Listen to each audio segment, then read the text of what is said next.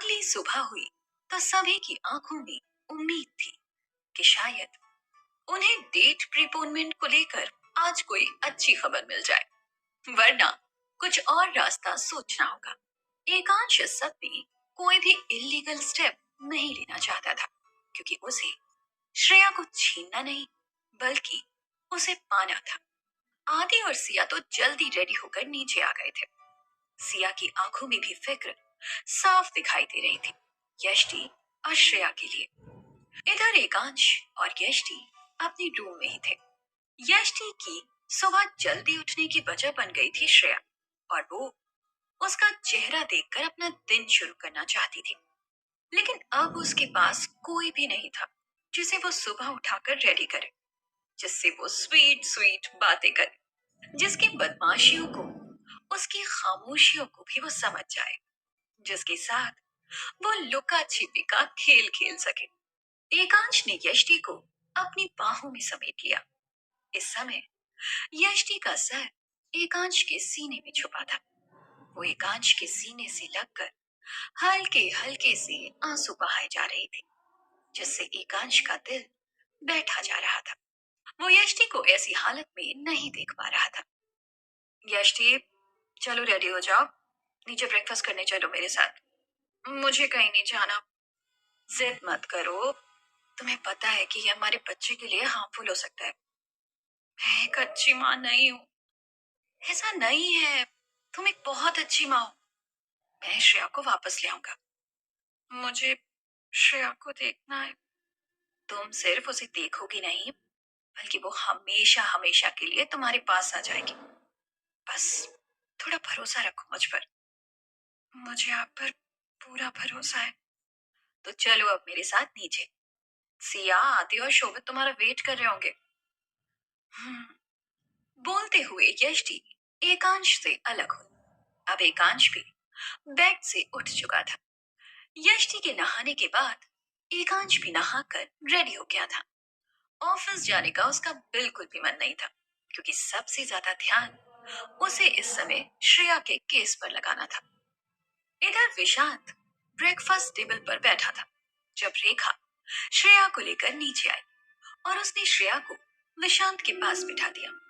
बेटा, चलो ब्रेकफास्ट करो। लेकिन श्रेया ने सर हिलाकर मना कर दिया। आप ब्रेकफास्ट करोगे तो मैं आपको आपकी यष्टि माँ के पास लेकर चलूंगा। यष्टि का नाम सुनते ही श्रेया की आंखों में चमक आ गई। उसने एक बार बहुत जोर लगाकर फिर से माँ शब्द कहा, जिसके बाद विशांत जैसे गंभीर इंसान के चेहरे पर भी स्माइल आ गई। रेखा, एक काम करो, तुम रहने दो। श्रेया को ब्रेकफास्ट मैं अपने हाथों से करा दूंगा। जी सर। बोलते हुई रेखा वहीं पास में खड़ी हो गई। विशांत ने बड़ी ही समझदारी से श्रेया को खाना खिला दिया। ये सब कुछ मीरा पास में खड़ी हुई देख रही थी। पता नहीं मुझ में ही कांटे लगे हैं क्या, जो ये शख्स इतना एटीट्यूड देता है मुझे। श्रेया के साथ तो ऐसे बिहेव कर रहा है जैसे मैं नहीं, ये खुद इसका रिलेटिव हो। मैं ऑफिस के लिए निकल रहा हूँ। रेखा, श्रेया तुम्हारी जिम्मेदारी है। अगर कोई भी प्रॉब्लम होगी तो तुम मेरे नंबर पर कॉल करके मुझे इन्फॉर्म करोगी। जी सर। ओके बेटा, आज इवनिंग में हम लोग तुम्हारे यष्टि माँ से मिलने चलेंगे। Take care. बोलकर विशांत ने श्रेया के फोरहेड पर किस दी और अपना लैपटॉप बैग उठाकर वो ऑफिस के लिए निकल गया। इधर सब लोग एकांश के घर में ब्रेकफास्ट के लिए डाइनिंग टेबल पर जमा हो गए थे। यष्टि की नजर श्रेया की खाली कुर्सी पर थी, जिस पर वो श्रेया को बिठाकर खाना खिलाती थी। एकांश ने जब यष्टि की नजरों का पीछा किया तो उसे पता चला कि वो उस डाइनिंग टेबल पर भी श्रेया को ही मिस कर रही थी। सबसे ज्यादा टाइम श्रेया का यष्टि के साथ ही बीतता था, और अब वो उस निर्दयी मीरा के साथ थी। ये सोचकर ही यष्टि का दिल घबरा रहा था। आदि ने अपना ब्रेकफास्ट किया और अब वो डाइनिंग टेबल से उठकर अपने लॉयर को फोन लगा रहा था, ये जानने के लिए कि उसकी अपील का स्टेटस क्या है। क्या आप सच बोल रहे हैं? लेकिन ऐसे कैसे हो गया? मतलब ऑब्वियसली ये खुशी की बात है, लेकिन सच में बहुत हैरानी की भी बात है। आपने तो सच में खुशखबरी दे दी है। एकांश ने नोटिस किया कि आदि के चेहरे पर बहुत सुकून है, जैसे उसे कोई खुशखबरी मिल गई हो। क्या हुआ? क्या स्टेटस है हमारी अपील का? ग्रेट न्यूज है यार। प्रशांत सिंघानिया ने श्रेया की कस्टडी का केस ड्रॉप कर दिया है। He is taking a step back. क्या मतलब? मैं समझा नहीं। मतलब कि विशांत सिंघानिया ने हमारी अपील पर फैसला होने से पहले ही श्रेया की कस्टडी का केस ड्रॉप कर दिया है। उन्होंने कोर्ट में खुद से सफाई दी है कि उनकी वाइफ मीरा सिंघानिया किसी बच्ची की देखभाल करने के काबिल नहीं है। जल्दी वो श्रेया को हमें हैंड ओवर करने आएंगे। मुझे तो यकीन ही नहीं हो रहा है कि विशांत ने खुद से केस ड्रॉप कर दिया और मीरा इसके लिए मान भी गई। एकांश काफी हैरान था इस बात से, लेकिन पास में बैठी यष्टि की तो खुशी का ठिकाना ही नहीं था। हमें उन्हें थैंक यू बोलना चाहिए। उनकी वजह से हमारी श्रेया हमारे पास होगी। बहुत अच्छे इंसान है मिस्टर सिंघानिया। हाँ, तुम सही कह रही हो। He is such a great person. Siya और शोभित ने तो श्रेया के वेलकम के लिए होम कमिंग पार्टी अरेंज करने का भी प्लान बना लिया था। सभी के चेहरे पर इस बात को सुनकर खुशी बिखर गई थी। अब तो सभी को श्रेया के घर आने का इंतजार था। यष्टि ने तो सोच भी लिया था कि वो उसकी पसंद का क्या क्या बनाने वाली है। आज के बाद उसने सोच लिया था कि चाहे जो कुछ भी हो जाए, वो एकांश के ऊपर पूरा विश्वास रखेगी। इधर जब यह खबर मीरा को मिली कि विशांत ने कस्टडी का केस वापस ले लिया है, तो उसने फौरन ही विशांत को फोन लगाया। ये सब आपने क्या किया? आपने केस क्यों वापस ले लिया? जो सही था मैंने वही किया। और वैसे भी मुझे श्रेया को आज नहीं तो कल एकांश को लौटाना ही था। लेकिन फिर हमने ये सब किया ही क्यों था? तुम्हें नहीं लगता कि तुम्हें मुझसे ये सवाल पूछने की कोई परमिशन नहीं है? मैं नहीं चाहता कि तुम आके और कोई सवाल पूछो। तुम्हें जो चाहिए वो तुम्हें मिल जाएगा। Sounds logical. मैं आगे कोई सवाल नहीं पूछूंगी। बस एक बात जाननी है, आप श्रेया को एकांश को कब वापस करने वाले हैं? आज शाम को ही। तुम उसकी पैकिंग करवा देना। मैं खुद उसे उसकी माँ को सौंपने जाऊंगा। ठीक है। मीरा कपूर ने फोन रखा और अब वो सोच में पड़ गई। कहीं विशांत का यष्टि के लिए कोई सॉफ्ट कॉर्नर तो नहीं है। लेकिन अगर ऐसा है भी तो इसमें मेरा ही फायदा है। कम से कम एकांश का पीछा उस यष्टि से छूट जाएगा, क्योंकि जिस तरह विशांत उस लड़की को ढूंढ रहा है, वो जरूर उसे पाकर ही रहेगा। रेखा, जल्दी करो। तुम्हें श्रेया का सामान पैक करना है। वो आज वापस जा रही है। इतनी जल्दी? जितना कहा गया है तुमसे उतना करो। जी मैडम। यष्टि और एकांश के लिए तो दिन काटना मुश्किल हो रहा था। वो तो बस इंतजार कर रहे थे कि कब विशांत श्रेया को लेकर घर आएगा। शाम के समय विशांत जल्दी ही ऑफिस से घर वापस आ गया था। उसने जैसा कि श्रेया को प्रॉमिस किया था, वो उसे आज यष्टि के पास लेकर जाने वाला था। आखिर वो चाहता क्या है, इस बात से हर कोई अभी अनजान था। लेकिन उसकी वजह से कम यष्टि की जिंदगी में खुशियां वापस आने वाली थी। एक तो वो माँ बनने वाली थी और ऊपर से उसकी श्रेया भी उसके पास वापस आने वाली थी।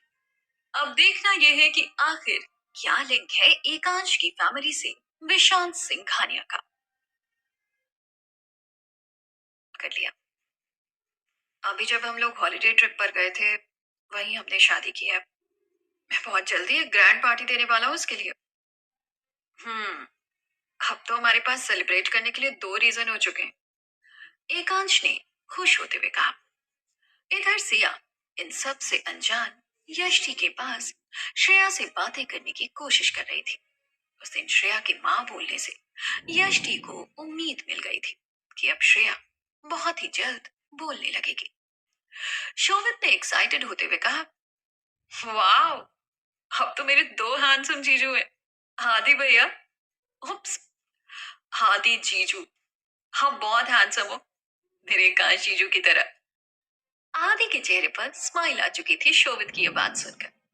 अब आप यहाँ से डिनर करने के बाद ही जाएंगे, यष्टि ने विशांत की तरफ देखते हुए कहा, जिस पर एकांश ने भी उसकी हाँ में हाँ भरी। असल में मैं भी डिनर करके नहीं आया हूँ। मैं ऑफिस से घर आते ही सबसे पहले श्रेया को यहाँ लेकर आया। सच बताऊं तो मुझे बहुत भूख लगी है और आप लोगों के साथ बैठकर डिनर करके मुझे भी खुशी होगी। विशांत ने यष्टि और एकांश की बात का जवाब दिया। आप लोग डाइनिंग टेबल पर चलिए, मैं श्रेया को चेंज करवा कर आती हूँ। यष्टि वहां से श्रेया को अपनी गोद में उठाकर उसके रूम में चली गई। विशांत यहाँ सबके साथ डिनर करने के लिए डाइनिंग टेबल पर आकर बैठ गया। खाना सर्व हुआ तो विशांत की तो देखते के साथ ही भूख पड़ गई थी। सुनीता जी और सिया डिनर सर्व कर रहे थे जब यष्टि श्रेया को लेकर नीचे आ गई थी। उसने श्रेया को चेंज करवाकर उसका नाइट सूट पहना दिया था। श्रेया उस पिंक कलर के नाइट सूट में बहुत ही क्यूट लग रही थी। उसके गालों का रंग और उसके कपड़ों का रंग तो लगभग एक जैसा लग रहा था, गुलाबी। आज मैं अपनी बेटी को अपने हाथों से खाना खिलाऊंगी, यष्टि ने बोलते हुए श्रेया को लेकर सबको डाइनिंग टेबल पर ज्वाइन किया। विशांत खाने की तारीफ करने से अपने आप को रोक नहीं पाया जब एकांश ने जवाब दिया, ये सारा खाना यष्टि के हाथों से बना है, उसने सब कुछ श्रेया की पसंद से बनाया है। हम्म, यष्टि जी बहुत प्यार करती हैं श्रेया से, और एक मीरा है जिसे बच्चों को संभालना ही नहीं आता। वही सबसे बड़ी वजह है जो मैंने श्रेया को आपको वापस किया है। असल में यष्टि जी श्रेया को संभाल सकती हैं, विशांत ने एकांश से कहा। अब सिया भी आदि की बगल वाली चेयर पर आकर बैठ गई। आदि चुपचाप से खाना खाने में बिजी था जब सिया ने उसकी बगल में बैठते हुए उसके पांव पर जोर से पांव रख दिया। आदि ने जैसे तैसे अपने आप को संभाला, लेकिन उसकी गुस्से वाली नजरें सिया पर पड़ी। वो ऐसे मुस्कुरा रही थी जैसे उसने वो सब कुछ जानबूझकर किया हो। आदि ने भी दांत पीसते हुए उसके कान में कहा, तुम्हें रूम में देखूंगा, जो पंगे तुम मुझसे ले रही हो ना, सबका हिसाब लूंगा तुमसे। सिया ने आंखें बड़ी बड़ी करके आदि की तरफ देखा तो आदि की हंसी छूट गई। क्या बात है आदि, किस बात पर इतनी हंसी आ रही है तुझे? हमें भी बता, हम भी हंस लेंगे साथ में। कुछ नहीं, बस सिया के वाहियात जोक्स पर हंसने की प्रैक्टिस कर रहा हूँ। तो आपको मेरे जोक्स वाहियात लगते हैं? सिया ने मुंह फुलाते हुए कहा। और नहीं तो क्या, तुम्हारे सेल्फ मेड जोक्स तुम्हारी तरह ही अनफनी होते हैं। भगवान से डरो आदि, आप कितना झूठ बोलते हो। वैसे मैं अपने कोई भी जोक्स आप पर वेस्ट नहीं करती, तो आप कुछ भी मत बोलो। भाई लोगों, पहले खाना खा लो, ये लड़ाई तो तुम दोनों रूम में जाकर कंटिन्यू करना। सुनीता जी, आदि और सिया के रुकने के लिए रूम रेडी करवा दीजिए। बेटा, वो तो मैंने ऑलरेडी करवा दिया है।